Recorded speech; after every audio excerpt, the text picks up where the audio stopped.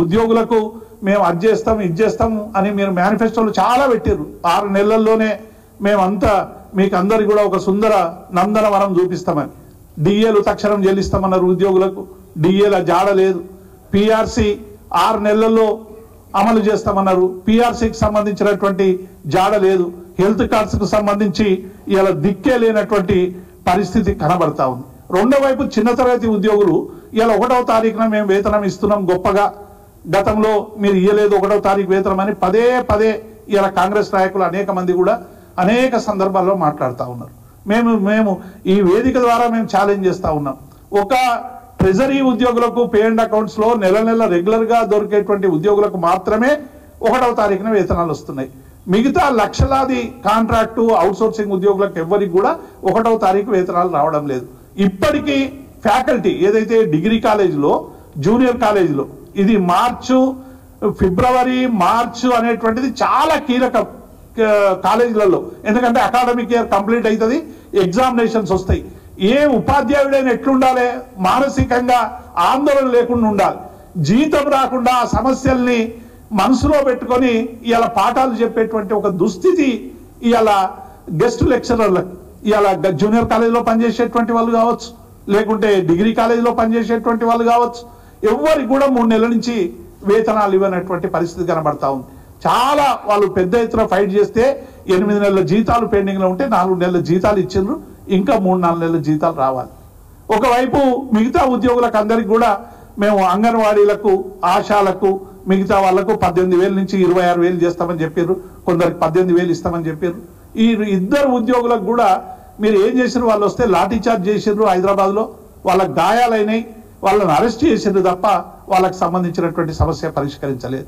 VRO వారసులకు సంబంధించి 81-85 GO KCR గారు తీసుకొచ్చి దాదాపు 16,000 మందికి ఉద్యోగాలు ఇచ్చే ప్రయత్నం చేసాం. ఏదో సాంకేతిక కారణాల వల్ల మిగిలిన వాటికి 3,500 మంది వాళ్ళ వారసులు ఉంటే, ఇదే రేవంత్ రెడ్డి గారు ఇందిరా పార్క్ దగ్గరకు వచ్చి ఆ రోజు చెప్పినటువంటి మేము అధికారంలోకి రాగానే 3,400 ఇస్తామన్నాడు. మొన్న విఆర్ఏ వారసులందరూ కూడా హైదరాబాద్ నగరానికి వచ్చి పెద్ద ఎత్తున వారందరూ కూడా అసెంబ్లీ జరుగుతూ ఉంది కదా, మా గోడు వినిపిద్దామని మినిస్టర్ క్వార్టర్స్ దగ్గరకు వస్తే వాళ్ళందరి మీద కూడా నిర్బంధం తెచ్చేటువంటి ప్రయత్నం చేశారు. అంటే ఏ ఉద్యోగి పట్ల ఇవాళ మీరు కనికరం వహిస్తలేరు, ఏ ఉద్యోగుల సమస్యల్ని మీరు పరిష్కరిస్తలేరు, సర్వీస్లో ఉన్నటువంటి ఉద్యోగుల సమస్యలు పరిష్కరిస్తలేరు. చివరికి మీరు ఇచ్చినటువంటి ఏ ఒక్క హామీ కూడా, ఇలా కాంట్రిబ్యూటరీ పెన్షన్ స్కీమ్ తీసేస్తామని మీరు హామీ ఇచ్చింది, దాని మీద కనీసం ఒక కమిటీ కూడా వేయలేదు ఇప్పటి వరకు. డిఏ మీద కమిటీ, ఇది కొత్తగా తెలంగాణలో వచ్చింది ఏంటంటే కరువు భత్యం మీద కూడా కమిటీ వేసేటువంటి స్థితి ఈ ప్రభుత్వానికి రావడం అనేటువంటిది మరి ఉద్యోగులు, ఉపాధ్యాయులు అందరూ కూడా సీరియస్గా ఆలోచిస్తూ ఉన్నారు. మేము ప్రభుత్వాన్ని డిమాండ్ చేస్తూ ఉన్నాం, వెంటనే పెన్షనర్లకు సంబంధించినటువంటి సమస్యల్ని పరిష్కరించండి. మీరు పిఆర్సీ 6 నెలలు అన్నారు, ఇలా కరెక్ట్గా 14 నెలలు అయిపోతుంది ఈ ప్రభుత్వం అధికారంలోకి వచ్చి. మరి డిసెంబర్ 7 నాడు అధికారంలోకి వస్తే ఇలా ఫిబ్రవరి 7వ తారీఖులో మనం ఉన్నాం.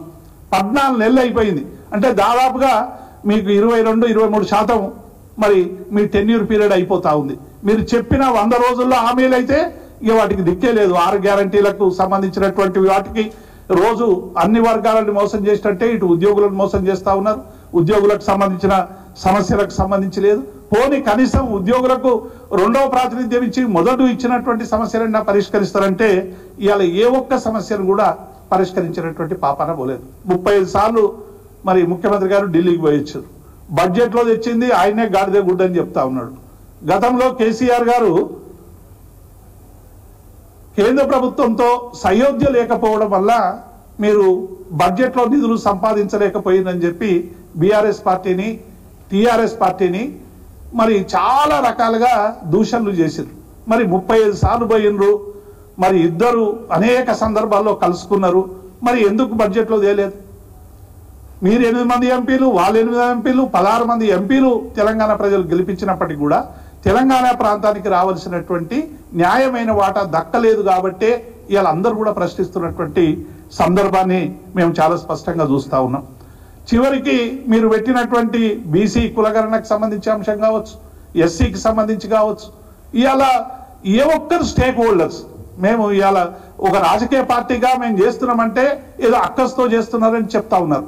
కానీ సుదీర్ఘకాలం అటు మా ఏబిసిడి వర్గీకరణ కోసం సుదీర్ఘకాలం పనిచేసినటువంటి కృష్ణమాదిగ దగ్గర నుండి అనేక మంది నేతలు కానీ, బీసీ ఉద్యమం కోసం గత సుదీర్ఘకాలంగా పనిచేస్తున్న అనేక మంది, మా పార్టీలో లేనటువంటి వాళ్ళు కూడా అనేక మంది కూడా ఇవాళ ఏ స్టేక్ హోల్డర్ కూడా, అంటే ఒక సుదీర్ఘకాలం పనిచేసినటువంటి ఏ ఒక్క సంఘ నాయకుడు కూడా ఈ ప్రభుత్వం చేసింది మంచిది మేము స్వాగతిస్తున్నామని చెప్పలేదంటేనే మీరు చేస్తున్నటువంటి పాలన పట్ల ఇవాళ ప్రజలు ఏమి అసెస్ చేస్తున్నారనేటువంటి విషయాన్ని మేము చాలా స్పష్టంగా మేము అడుగుతా ఉన్నాం.